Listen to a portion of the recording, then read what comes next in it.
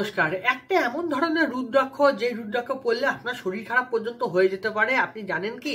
সেটা হলো 15মুখী রুদ্রাক্ষ। 15মুখী রুদ্রাক্ষকে শাস্ত্র মতে পশুপতিনাথ রুদ্রাক্ষ বলা হয়ে থাকে।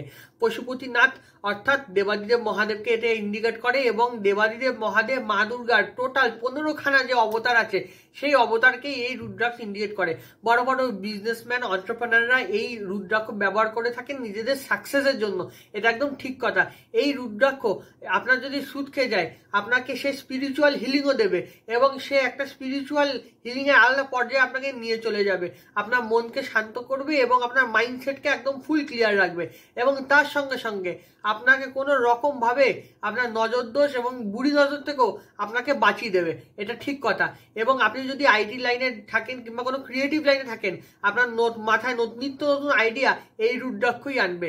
এই রুদ্রাক্ষকে রূপো দিয়ে বাঁধিয়ে পড়তে হয় এবং কোনো রকম রূপো অথবা প্ল্যাটিনামের চেন দিয়ে এটাকে ধারণ করতে হয়।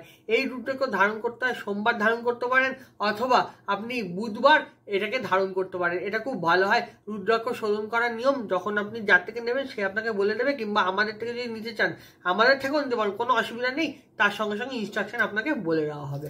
ভালো থাকুন।